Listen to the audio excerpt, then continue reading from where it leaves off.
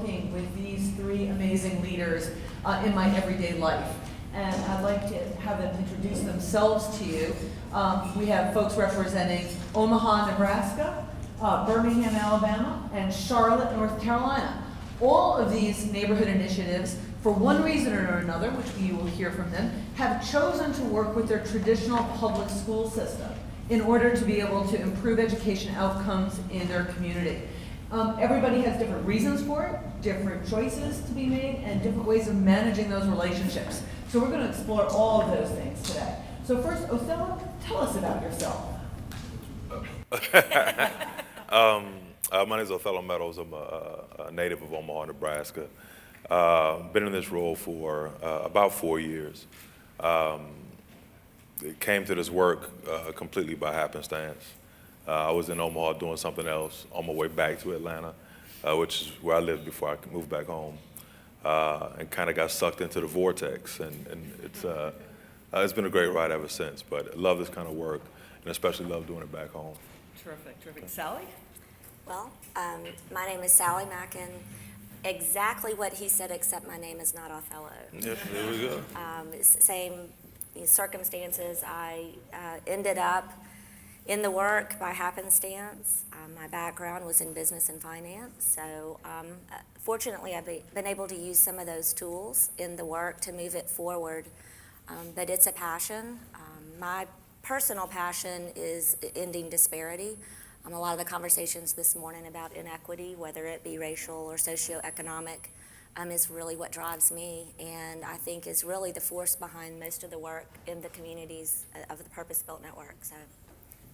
And Laura? So I'm Laura Clark. I'm a native of Charlotte, North Carolina, and I came to this work as from a child advocacy standpoint. So I worked for a child advocacy agency for 5 years and advocated for children and families at a systems change policy level, did a lot of community research kind of work, program evaluation, and came to this work because it seemed like an opportunity to take everything we knew the research was telling us and try to do it locally in one place, holistically. Thank you. Well, as everybody knows, I'm just going to recap quickly. The purpose-built approach to community revitalization is a very clear model. Clear doesn't necessarily mean easy to implement, but clear to be able to describe. And our model is a neighborhood strategy, a deep dive into a small geography that families who live in the community would recognize as a neighborhood. And within that neighborhood, three key strategies or investments are pursued over a period of time. The first is high-quality mixed-income housing. The second is creating a really beautiful, tightly knit cradle-to-college education pipeline designed to lead all children to success at the very highest levels. The third piece is around community health and wellness. Our secret sauce, as you will recall, is this community quarterback, a newly created nonprofit whose reason for existence is to make sure all of the cross-sector partners, folks with cross-industry expertise, are in fact at the table and doing what they do really well in connection and in coordination with all these other partners. These three all are the executive directors or presidents of their community quarterbacks. And each of these, as I said before, have taken an approach to work with their traditional public school system. Othello, will you tell us a little bit about your project and a little bit about the reasons that you are partnering so directly with Omaha Public Schools and what that looks like? Sure. So our project is based on the near north side of Omaha, Nebraska.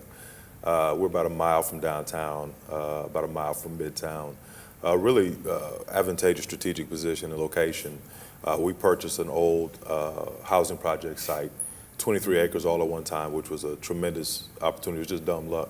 We didn't have anything to do with that. It just came available and we purchased it. Acquired another 13 or so acres immediately to the east of our site. And so we now control about 36, 37 acres of contiguous property right along one of the main thoroughfares on the north side. So, you know, we got that under contract and we got all the land acquired. And then we started the difficult work, which was how do we begin to engage our public school district in a very different conversation than they typically have about inner city education. We had a very bumpy road. In the last 3 years, I probably started this conversation with 3 different superintendents. one right after the other. So we'd make a little progress. Carol and I would get excited, and we'd make plans about, all these great things we're going to do, and then we'd start all over again. But we finally, the real turning point was the district hired a superintendent that has some political courage and political will, and allowed us to really start to have a more serious conversation about what the school would look like. April 6th of this year was kind of the culmination of a lot of hard work, a lot of stops and starts, but a plan to completely reconstitute the school in our neighborhood, which is Howard Kennedy Elementary School, was approved by the Board of Education. So it felt a little bit like getting to the top of Mount Everest, after all the stuff that we kind of went through to get to that point. Howard Kennedy is a school that historically has underperformed. It had been in the bottom 5 schools, not bottom 5%, but bottom 5 schools in the state of Nebraska for more than a decade. 98% free and reduced lunch, same story. So it is a school that has significant problems. When the public housing was demolished in that neighborhood, the population of the school dropped from about 560 kids to about 200 kids now, which is what we have in the school now. So over the last 5 or 6 years, the school just experienced a lot of different traumas, one after the other. And so it seemed like really the natural place to start. So that's where we are with it today. We have a wonderful new principal who's sitting right here at the front table, who is a ball of energy. I'm almost positive he's talked to everybody in here to this point. But that's how excited he is about the work. But that's where we are now. Great. We will come back to kind of what you're doing during this year before the school reopens. Sure. Sally, tell us a little bit about your experience with Birmingham Public Schools and where you are today. Sure. I'm going to step back for just a second and answer a question you kind of asked, but why are we working with the public school system? And I have 25,000 reasons. And I think in our overall solution to education, and I'm not an educator, I don't pretend to be, but I think we have to have high quality options, just like we talk about with housing. We have to have high quality options for every affordability. We have to have high quality educational choices for our families. And to me, whether you're a public advocate, a charter advocate, a homeschool advocate, we're always going to need high quality public schools. So that's one of the reasons that we are in the position we are with Birmingham City Schools. The second reason is we did not have a charter option up until about this last year. The state has still not approved any charters to date. I always refer to that as, well, that's another tool in our toolbox. We have not pulled that out yet, but we have, from the very beginning, committed to work with the public school district and five schools within a feeder pattern in Birmingham that serves about 13% of the entire district. So we're working with about 3,000 students from pre-K through 12th grade. Excellent. I want to come back and hear about WIN in just a minute. Laura. So we are working with Charlotte-Mecklenburg Public Schools. It is one school for us, so it'll be a brand new pre-K-8 school on site where we're revitalizing a neighborhood that had been the site of a failed housing project. The students right now attend a local public school that is one of the most underperforming schools in the state and has been challenged for quite some time. Part of the issue with that school is that it's severely overcrowded, and so this school will help alleviate the overcrowding at that school as well. We had a very long and winding road with a school system that started years actually before I was hired as the first executive director. Our project was funded by a Hope 6 grant. As part of the Hope 6 grant, the school system had committed to build a new school. Then we had superintendent transitions. The recession happened. The superintendent couldn't guarantee the funding was going to be there, on and on and on. When I came into the picture, the decision had been made to go the charter route.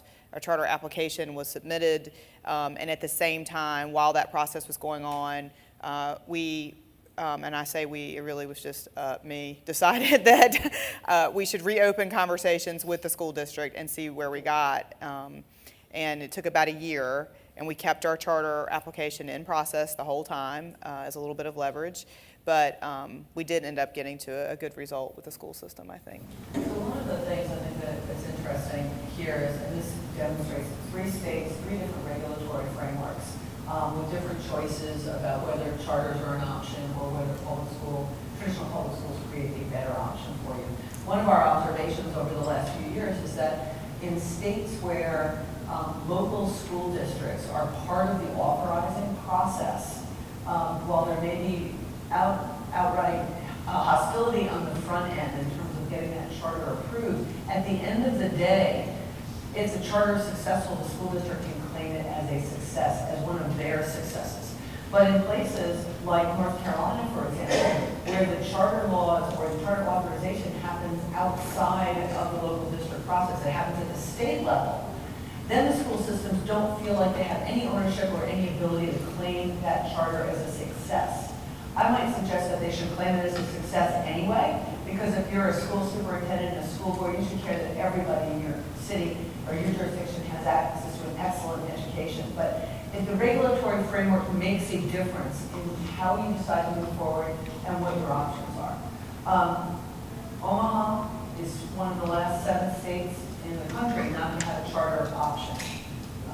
So you guys, you are in bed. If you want to have education in your school, you are in bed with OPS. Absolutely. And you know, to be really frank, even if charter legislation was an option or charter schools were an option in Omaha or in Nebraska, our primary partner in this, from a philanthropic standpoint, is about as big a public school advocate as you can have.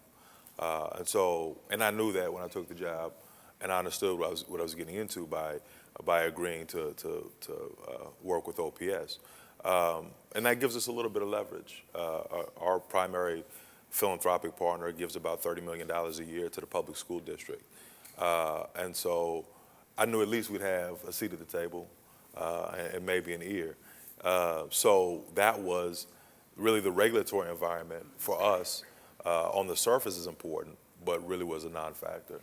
And it's still, even with that kind of philanthropic support, the mutual beneficiary, it still took 4 years to get a plan approved. Absolutely.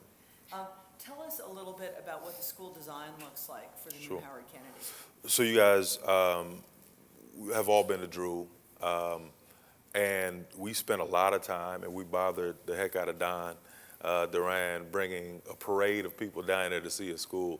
We brought the entire school board, we brought the superintendent, we brought our city councilman, we brought the mayor's staff, really to get buy-in about what we wanted our school to look like. So much of what's going to happen at Kennedy is going to look very similar to what's going on at Drew in terms of the length of the school day, longer school year, focus on project-based learning and STEAM education. So a lot of the things that you guys have seen, for those of you who haven't seen Drew, a lot of the elements that exist there are what will be implemented at Kennedy. We're fortunate in that we have, I wouldn't have said we were fortunate last year, because this year we have this opportunity to plan for an entire year. Last year I was like, let's do it this year, let's open in August. And now I'm really glad that we're not open until next year. But we have an opportunity this year with Tony in place in the school to be able to plan and kind of open in August of 16 with a bang, fully fleshed out, really well thought through. And I think that's probably the best course of action. Mm-hmm. Yeah. Sally, tell us about the Woodlawn Innovation Network. Okay. Well, to start with, the reason that it exists is because we had an opportunity, I think it was in 2012. It was fortunately, that the state took over the Birmingham School Board at that time. They were going through a mass exodus of students and families from the system. They were going through a very extensive consolidation process, closing a lot of schools and communities. Woodlawn High School, which is literally the heart of the Woodlawn community physically and figuratively, they were going to close this high school. It was built in 1921, Maisha, I think, 1927. So a huge, beautiful structure, a lot of history in the community. And we went to the district and we said, wait, look at this community, look at everything else that is going on. And we were given the opportunity, well, give us a proposition, give us a plan. What are you going to do? So we got to work with a couple of partners that we had been working with in the education world, and we came up with a plan. It was a little bit more to bite off than we thought we would want to. We would have loved to have started with an elementary school, but we ended up with 5 schools, as I mentioned. We have 3 elementary schools. One is a K-8. We have 1 true middle school, and then a high school serving about 3,000 students. We found an organization called EdWorks. They're out of Cincinnati, Ohio, and this is what they do. They work with traditional public schools in school turnaround work. It is very similar. We've heard the buzzwords, STEAM curriculum, project-based learning, problem-based learning, but it is all really around design challenges and problem solving, and really teaching children how to think creatively and strategically.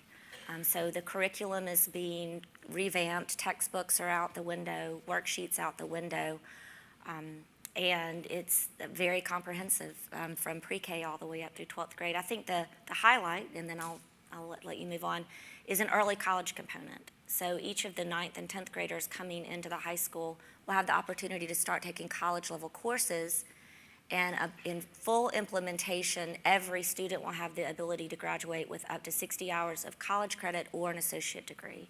So that's really kind of the difference. Yeah, and that will be the end game. Yes. It'll take a while to get there. Long time. In fact, you just had finished your kind of first year, and you have a baseline now. We do. We just finished, we did very similarly, a year of planning, and then our first year of implementation. Quantitatively, we have not seen the needle move a lot yet, but from a qualitative climate and culture standpoint in the schools, it's really starting to feel different. The teachers are being able to have school, which is very encouraging.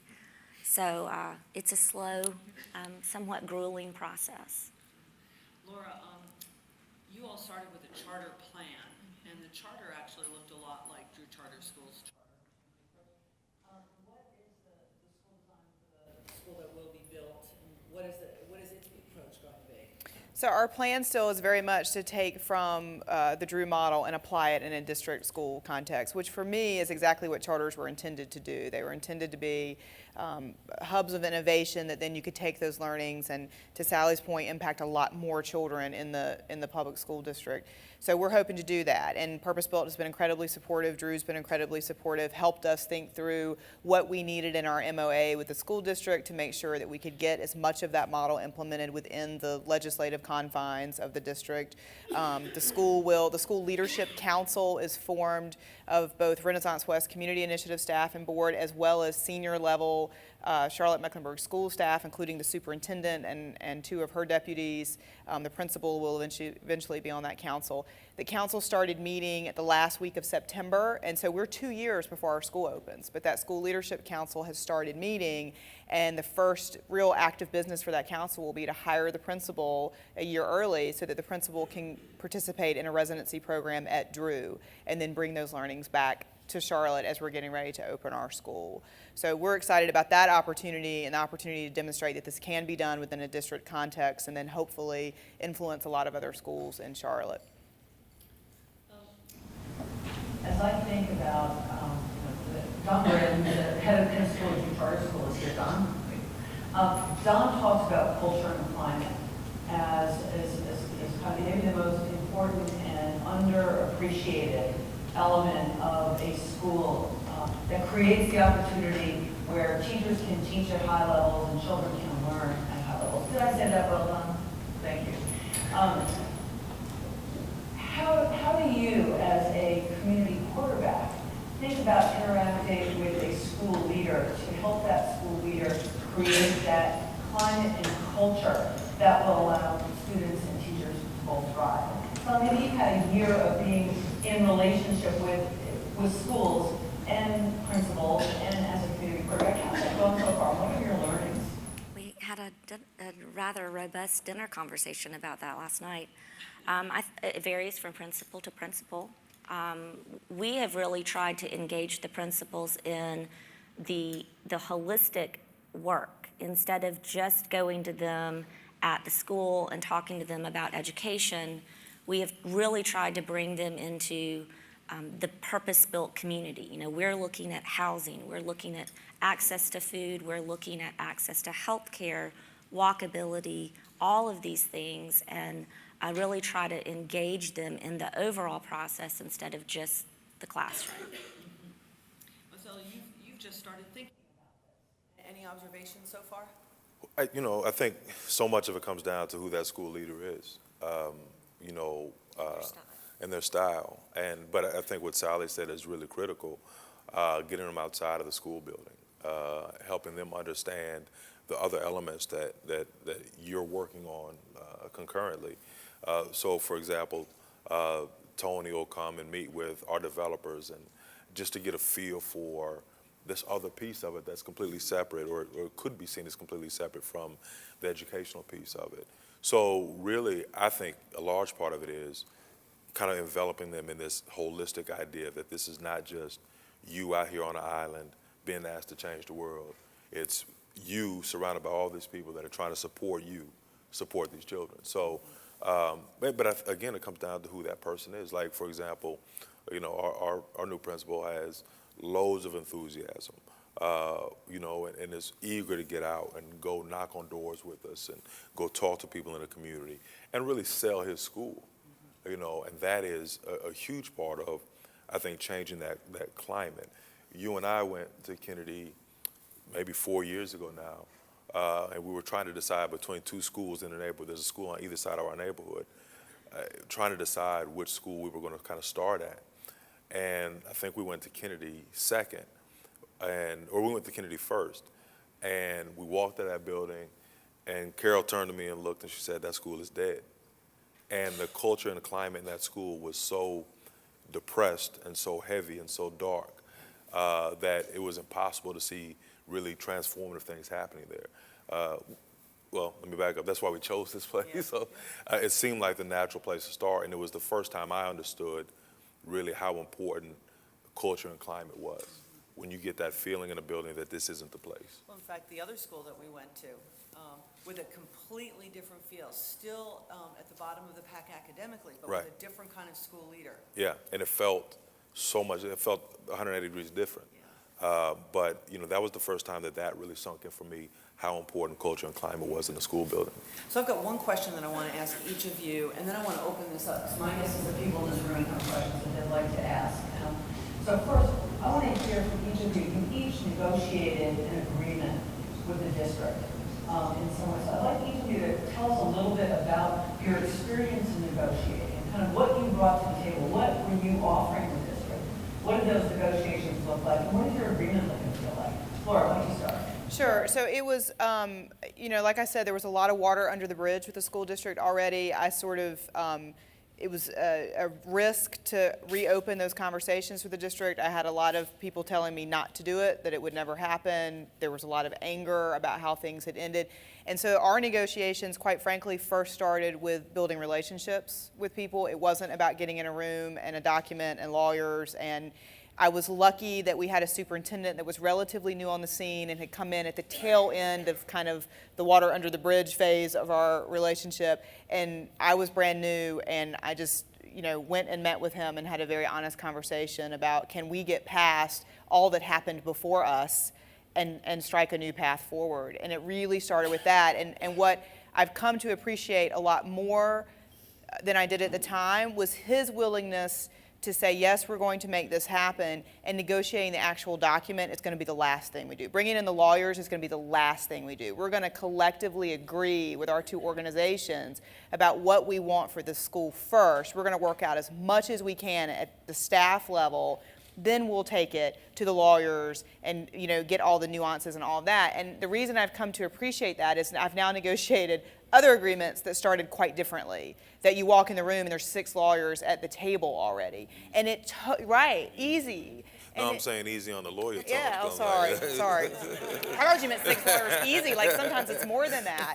But it typically, forgiveness to the lawyers on the stage, but it does change the tone of the conversation. And I think for us, the negotiating agreement really started with that. The next stage was really for the superintendent and I to get both of our respective boards along the path. When I started this conversation, if we had taken a straw vote that day with my board, it would have been unanimous to not partner with the school district, and they might have voted for my ouster as well. So, we had to kind of bring our constituents along, and then as we were doing that, we were kind of walking through the document and the key points that we needed and making sure that we were in alignment on that. And, I'm not as far along as these two are in that it's mostly still a document at this point, right? We've now had another superintendent change. Luckily, it was the deputy superintendent that took over. She's been incredibly supportive from the beginning. There is a risk that we will have another superintendent change before this happens. So for us, the negotiating, for me, it's still every day, it's about maintaining the relationships. So during the charter debate, can we turn the cameras off? No, I'm kidding. During the charter debate in our state legislator passed in what, in my opinion, was a really awful piece of legislation called the Accountability Act. The one good thing that came out of it, though, was the ability for school districts to apply for waivers. We jumped on that. And what we really brought to the table, I think, was working with the district to write this application for waivers. So our agreement is really built around these 7 waivers that we requested from the state, and part of that application was setting goals as to how you're going to attain benchmarks and goals around each waiver. So that is really how ours was structured, more so than identifying levers that we wanted. It was really identifying waivers or Regulatory relief. yes, around 7 specific things, and so that's how ours was designed, which is a little bit different. And Othello, I'm not sure there's a written agreement in place yet with OPS, although they have approved the new plan. Yeah, and this is, I think in large part maybe due to the inexperience of the new board. Yeah. So we have the pillars of our plan approved with a pretty high level of detail. But getting to that point was kind of twofold. We had a superintendent that was walking into a very difficult situation, a very politically charged situation, and was clearly cautious about jumping into something that could be seen as controversial or didn't want to rock the boat too much. And so the first part of our job was really to make him feel safe and politically insulated. And so we went to work on the school board, and we went to work on helping people see what we were trying to do and convincing them that there was nothing that was being done at Drew that couldn't be done at Howard Kennedy, couldn't be done in a traditional public school. And so we set about kind of on this train of people to Atlanta, bringing people for them to see it, kick the tires, ask as many questions as they wanted. One of the things that people continuously came back to Omaha with was, wow, they told us the good, the bad, and the ugly. They told us the challenges. They told us, that it took a long time. They told us that it was difficult.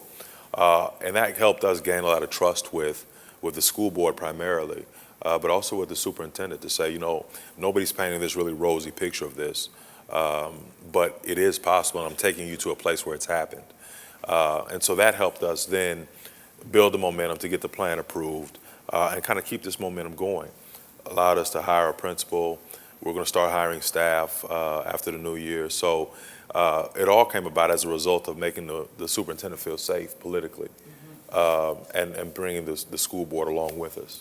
Yeah, I want to give a shout out to 2 Atlanta school board members, Courtney English and Matt Westmoreland. Yeah. who are great board members, but they came 4 days in a row to meet with members of the Omaha Public School Board to have a peer-to-peer conversation about what was happening at Drew from an educational standpoint and why they, as public school board members, were supporting the public charter school in the neighborhood, in their system, and wanted to help answer any questions that the board might have. I thought that was just incredibly generous and reflective of the fact that they are really 2 very conscientious public servants. Yeah, and it went a long way with them, like to hear from somebody other than me.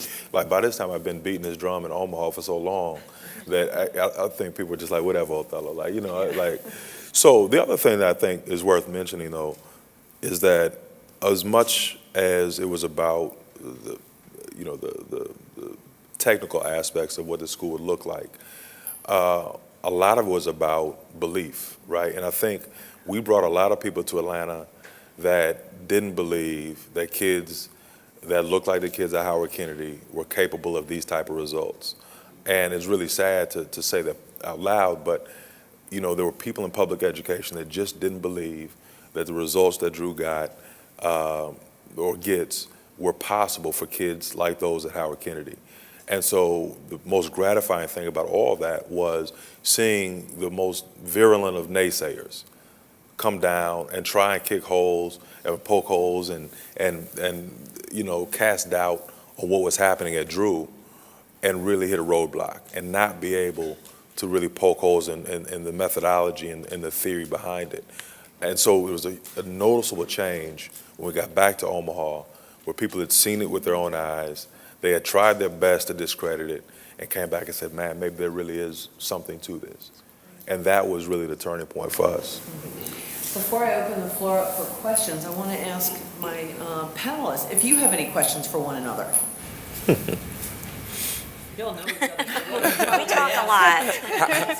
Ask questions. I want to ask Laura how you got a new building. Yeah, so what I didn't mention that's actually a really critical point in this is because the school that is being built is relief for overcrowding of 2 schools, there had been a bond referendum to build new schools in Charlotte, and because our local districts can't count the charter schools kind of in their calculus of where they need schools because they don't have any authority over them, they were going to build a new school in this neighborhood with or without us. And the other complicating factor is that in North Carolina, you can't dictate the bounds of a charter school geographically. So my fear was that we were going to have a great charter school, but that it wouldn't necessarily be serving the kids in the neighborhood. And from a place-based initiative standpoint, that woke me up like in cold sweats in the middle of the night. So when the bond referendums, we had just kind of started, I was like trying to inch my way in, back to the school district. And the bond referendum passed, heartily, and number 7 on the priority list was to build a new school out there, a $30 million school. And as a community quarterback and thinking about all the things that we needed at Renaissance, I needed to raise money for a child development center, I needed to raise money for programs. My other middle of the night fear was I would raise the money for the charter school and that's all I would have is a charter school, that we wouldn't be able to do that and all the other things. And so that $30 million for a new facility is huge. That is not a little thing, because now I don't have to worry about facility funding for a building for that, and our philanthropic fundraising is focused on other efforts now. So it was a great confluence of things that, we had to have a new school out there, we were willing to have a conversation, and then the bonds passed, easily. So we got very, very lucky. The school construction will start in January, and I'm incredibly grateful to the school district for that funding, for sure. I think this is another great example, though, of how the purpose-built model it works no matter the circumstances of the community, because you look at Othello's situation and our situation is we're losing students, we're closing schools, we're consolidating schools, and Charlotte has the opposite problem. So I think that's just a really good thing to point out, that this model is, it holds fast. Excellent. Well, any questions so far? Yes. Yes, I've got a question. We're working on a PBC in Rockford, Illinois. The good news is we've already had a meeting with our superintendent, and in our school district, they are planning to build a new $22 million elementary school in our neighborhood that we are proposing. The first thing he said was, now we'll do everything we can within the school, and we'll certainly work on all those great ideas, but we're going to need a lot of help from outside the school. And you mentioned one thing, an early childhood development center. But what are you doing outside of the school, in your neighborhoods, to support what's going on inside the school? I guess that's our question. What should be the priorities?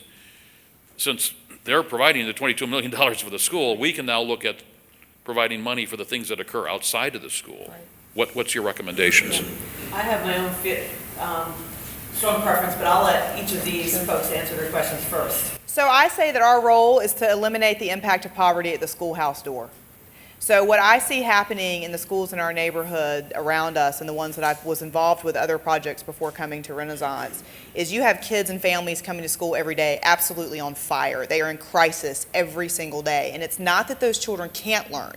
It's that when a kindergartner has an abscessed tooth that isn't being addressed, or a first grader doesn't know where he's going to sleep at night, it just makes it that much harder.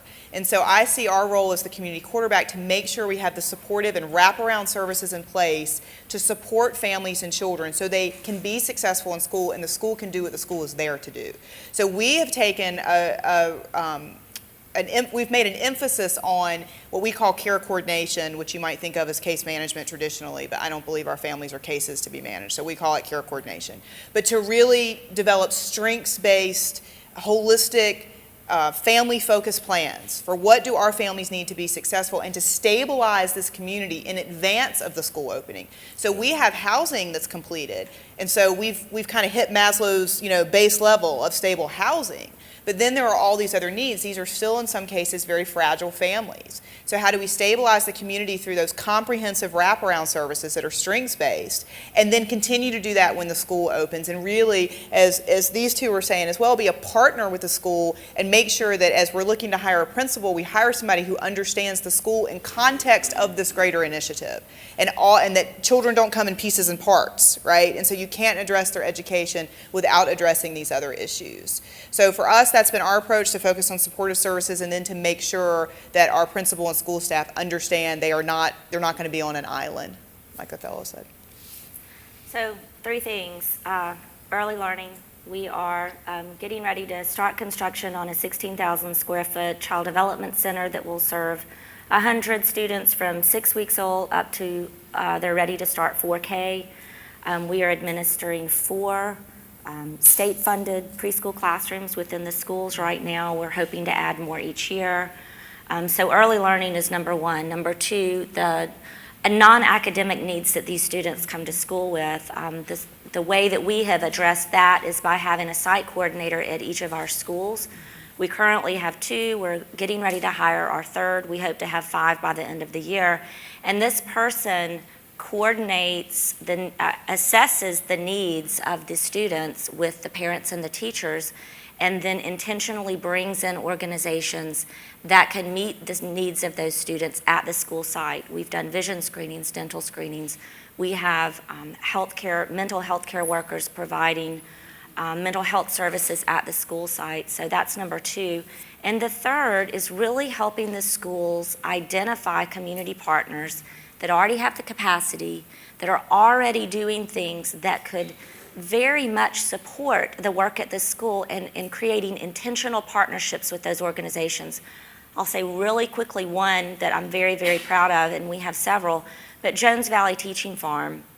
And it is a nonprofit in Birmingham, and they have invested over $700,000 in infrastructure at each of our schools building outdoor classrooms.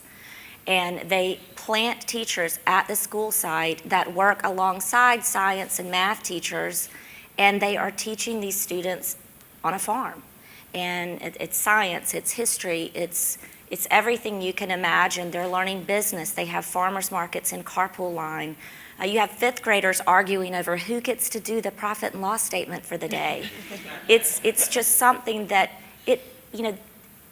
that resource was there, but really connecting and creating these very intentional partnerships with the school. So Great example of being the glue and the grease between all these different partnerships. Othello, do you have anything you'd like to add on this? Not really. I mean, the things that Sally and Laura just explained are very similar to the efforts that we're implementing in Omaha. We have a tremendous community partner right across the street from our site, an FQHC called Charles Drew Health Center.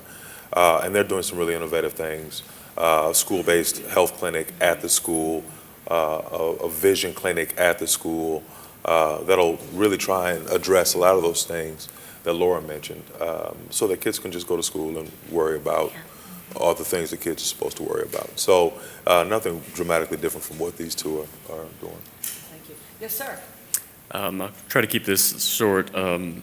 Is it possible to get copies or see blanked out copies of your MOAs, MOUs with the districts? And the reason I'm asking is I'm really interested in what language you have in there that is specific to metrics that evaluate both the outcomes of what you're expecting, but then also the process for collaboration with the district. What are the expectations of communication, shared data, things along those lines? Evan, would you work to make sure that this young man gets copies of those agreements? Thank you. Okay, thank you. In fact, that I think is one of the hardest things on the front end is raising expectations about what is possible. And Othello talked about what it was like on the political side, but in the memorandums of agreement and in the purpose-built network member agreements, we all commit to get schools that are going to be at the highest, the top 5 and the top 10% of schools in the state. We're not looking for mediocrity. We're not looking to be a little bit better than average. We're looking to be great because we know the children in our communities can be great if we're really good at what we do as adults. Carol and I had a knockdown drag out a couple months ago. Well, this is probably 6 months ago with a guy from the district about our expectation for kids. And his position was, you're just going to ignore decades of historical data and all these things that these children face and set these really unrealistic goals for them. And it was really clear that they were unrealistic in his mind, right? They were, like, in his mind, these are unrealistic goals for these children. And so it was one of these turning points in a relationship where you kind of have to put a stake in the ground and say, because there are a lot of things we've given on, a lot of things we've bent on a little bit, but this wasn't one of those things. But it was very clear that their expectations for children at Howard Kennedy were, at best, let's get them to the middle of the pack type of deal. And every now and then you see like this side of Carol, like she's real sweet and friendly and all this. But every now and then you see this other side of Carol where this fierce advocate for children comes out. And so we just really had this heated exchange with a person from the district to say, why wouldn't we say that our goals for these children are the same as they should be for kids in West Omaha? And it's just something we couldn't give on. But it was a really illustrative moment for me to understand that although we've built this partnership, there's a lot more work and a lot more kind of deprogramming that kind of has to happen. And I actually have a slightly different take on that. So yes, we have set the expectation that this is going to be an incredibly high-performing school. We don't have our kids yet. So our neighborhood isn't finished being built yet, so I don't have a baseline from which. So our MOA does not have very specific metrics outlined in it yet.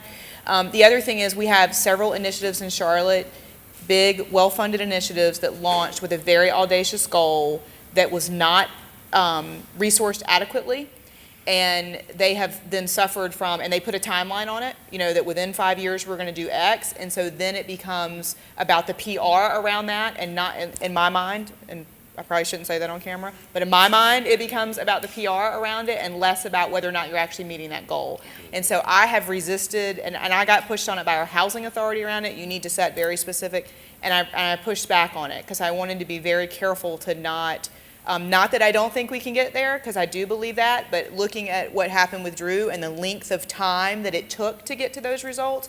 In Charlotte, we like really quick fixes, and I was worried if I said, that I was going to be expected to say within 3 or 4 years the school is going to be at 95%, and I wasn't sure that we can do it in 3 or 4 years. Well, in 3 or 4 years, if you say you do it, I won't believe you. Right. I mean, and we found these other initiatives that then end up kind of teaching to the test, in my mind, in some ways, to get to that point that they promised. So we haven't done that yet. We will. Once we have our kids, we see where the baseline is, then we'll set goals that make sense to get to that point eventually. So I think this is always a really important piece on what expectations are.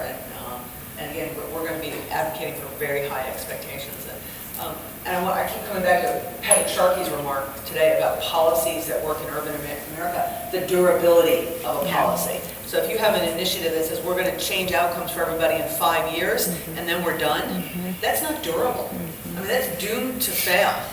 And I think one of the things that I've admired about all of you and other folks in this network is people are in this for the long term, recognizing that you can't break the cycle of intergenerational place-based poverty in a 3 or a 5 year grant cycle.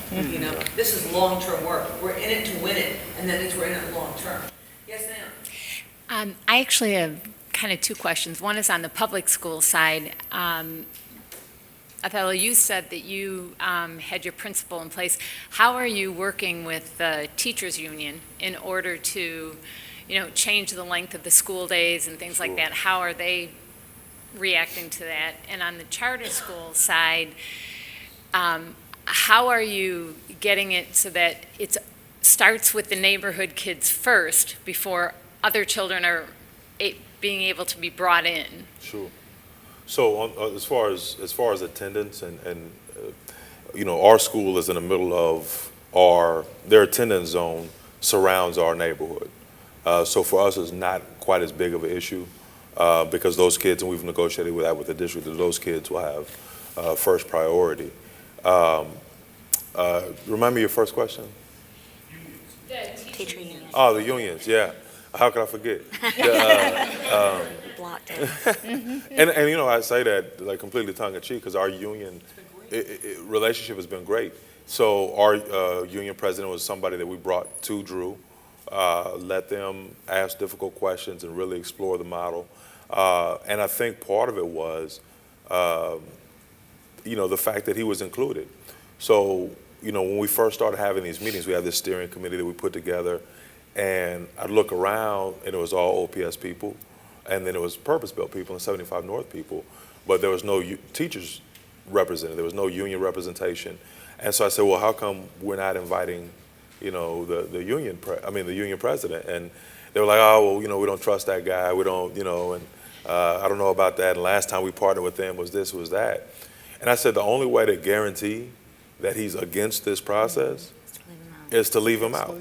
Like intentionally leave him out. And I'm like, I can guarantee you at that point, he will be, a naysayer. He will be somebody that's an opponent. And so we brought him in and started inviting him to these meetings, included him on the trips to Atlanta, and it made a huge difference that he was at the table, he felt included, he felt respected. And then contract variances and things like that have really been a breeze ever since then. But I think it all started with just having him at the table. That's right. Let me see, over here. I actually want to push in a little bit more on the teacher piece, specifically for Sally. I know that, not to diminish what you're doing, Laura, but opening a new school has its own set of challenges. Turning around schools has a very different set of challenges, especially with the personnel that's already in place. And making that turnaround, getting the right leader in place is certainly important. But when you raise and change the culture and you raise those expectations, perhaps the rest of the adults within that building do not necessarily respond in kind. So what has been the, I would say, the political dance that has to happen in order to make sure that turning around your feeder patterns can happen in a successful way and empower the school leaders to make the changes that might be possible or however uncomfortable they might have to be? So, great question. The first thing, answering the first part of it, one of our waivers was giving teachers the ability to opt in or opt out. We did not reconstitute, like Othello has used that word, but we had very long conversations with each individual teacher, over that year of planning. This is what's going to be expected. We invited them to be at the table and lots of conversations. And then after that year of planning, they had the ability to say, I want to do this or I don't want to do this. Even after that first year, I think on average, I don't know the exact percentage, but we had a very high percentage of turnover, upward of 20% probably. And then even after the first year of implementation, we had another wave of teachers that left. It wasn't a contentious kind of thing, but it was just, this is a little bit more than I want to do, or I really thought y'all would go away. So for various reasons, we had another wave of turnover. We've also attracted some great We've teachers. been able to recruit some great talent to the district. So, it's working both ways, but that was through a waiver. Hi. So we're in a unique position in our San Francisco redevelopment project because it is a public housing community surrounded by some of the wealthiest homes and neighborhoods in the city of San Francisco. And what we're finding is that there are 2 neighborhood schools, but a very small percentage of our families go there. Actually, in our public housing community, our kids go to 80 different schools and 3 different school districts in 3 different counties. So it's fun. It's good times. So we want to create a neighborhood strategy, and we're thinking the only way to really do that outside of a charter approach is to rebuild the relationship between the local schools and the community, because there's a historical lack of trust and a feeling and a perception among residents that this is not their school. So I'm curious to know if you've ever experienced that kind of broken trust, and if you have any wisdom to share on how you rebuilt that. It sounds like, Laura, it was really about the relationship with the whole school district. Yeah. So maybe there's some learnings there. I mean, very different situation. Our Charlotte schools actually have resegregated. We had a lawsuit about 12 years ago that ended mandatory busing, and I've heard people refer to it now as a failed success. So we have resegregated schools. So we have almost all local schools. And what's interesting is during the recession, some of the schools were closed due to budget cuts, and the school district, I think, would admit now they didn't engage the community the way they should have around it and kind of just made the decisions. And we had parents come out sort of, in full force opposed to this, and the school district struggled to understand it because in their minds, these were failing schools. These were failing schools, so we want to close them, we want to put your kids in better schools. I think what they just didn't quite get was it still was the neighborhood school, and in a lot of communities of color, what we heard was, we fought so hard to be part of these schools and to have these schools in our community, and to now have them taken away with no conversation, even if they were failing. We're not saying they were good schools. We're not saying they were where they should be, but to take them away with no discourse about it wasn't right. And so I think the school district was overwhelmed and completely surprised that people came out the way they did in opposition of these school closings. But it was a lesson for us and how we approached even the decision around charter, because I think our board was surprised that some of the community feedback was, we don't want a charter school because we fought to be part of the public schools. We want our public schools to be great schools. That's what we want. That's our right. And so it's all about relationships, and I think it's about, again, the school district and us as a quarterback understanding school within the context of community and neighborhood, and what historically schools have meant or haven't meant in those communities, and then building the relationship from there. Our situation was a little different in that, I think one of our principal's first jobs is like marketer in chief, right? I don't think people saw any reason to clamor to get their kids into Howard Kennedy. It was quite the opposite. And I think that's really a market-based reality. People didn't see value in keeping their kids in a school that's 2 blocks from their house. And so they endured other sacrifices to get their kids what they perceive to be a better education. And so a big part of our job is not only to build that infrastructure and to build the school into what we want it to be, but also to tell that story and to really say, give us a shot. This is a place that makes a lot of sense for your kid to come to. But that had never been a consideration, at least not for the last 20 years or so. So we kind of had a different issue with that. We have just a couple more minutes. Last question. Hi, my name is Darnetta Tyson. I'm from DC government, working with a program called New Communities. And with New Communities, we're focusing on 3 public housing developments. So 2 questions. One is, can you each describe your relationship with the Housing Authority and any obligation that you have to the public housing residents that once existed on your site, if it's a cleared site, or the residents that are there? So that's one. And then second, can you give us, because I've just been missing it a little bit, high level, what your funding components look like, just high level, nothing detailed, just so that I get a sense. Sure. So. Well, we do not have a public housing site within the footprint. Well, we have one, but none that we have acquired or demolished. We have 5 public housing sites that feed into these schools. So our relationship with the Public Housing Authority is really more to try to be a resource for some of these wraparound services We have not partnered with them at all in the housing component of our work.